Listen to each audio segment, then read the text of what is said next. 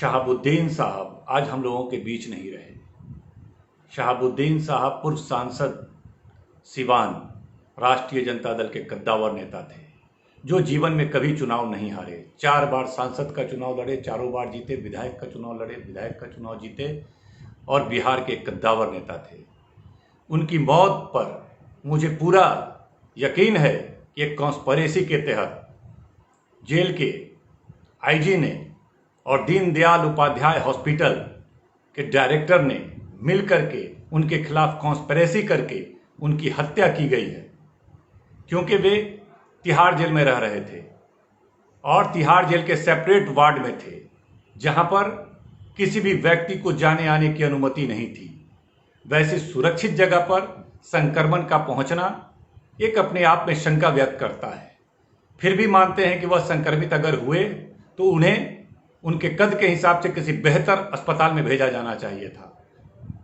दिल्ली में कई बड़े अस्पताल, एम्स है, वो मेदांता हो, अपोलो हो, जैसे बेहतर कई अस्पताल हैं, वहां भेजा जाना चाहिए था। उनको दीनदयाल हॉस्पिटल में भेजा गया और वहां पर उनकी इलाज में पूरी तरह से शिथिलता बरती गई और लगातार उनके परिजन बेहतर इलाज के लिए दबाव बना रहे थे और वह देख रहे थे कि इनका स्थिति दिन प्रतिदिन बिगड़ता जा रहा है। समझ में नहीं आ रहा था कि वह एक साधारण हल्की संक्रमण की वजह से वहां गए थे और उनकी स्थिति जिस तरह से डेली बिगड़ने की बात कही जा रही थी और इन लोग बेहतर इलाज के लिए लगातार वार्ता कर रहे थे और उच्च संस्थान में भेजने का आग्रह कर रहे थे, लेकिन उनको नहीं भेजा गया। अंत में उनके परिजनों ने हाईकोर्ट का सहारा लिया और हाईकोर्ट ने आदेश दिया कि उनको बेहतर से बेहतर इलाज दिया जाए।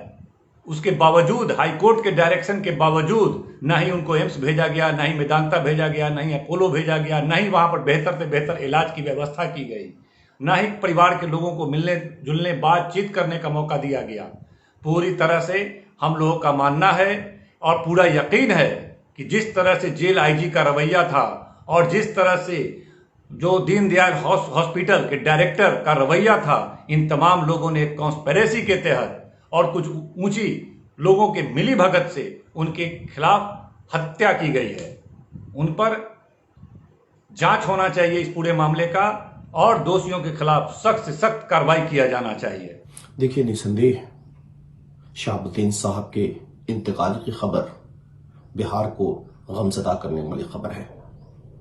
कोरोना ने बहुत लोगों को अपने जद में समा लिया है, लेकिन शहाबुद्दीन साहब के इंतकाल की पूरी जिम्मेवारी हम सरकार पर थोपते हैं। अगर उनका सलीके से इलाज हुआ होता तो आज ये मंजर देखने को नहीं मिलता।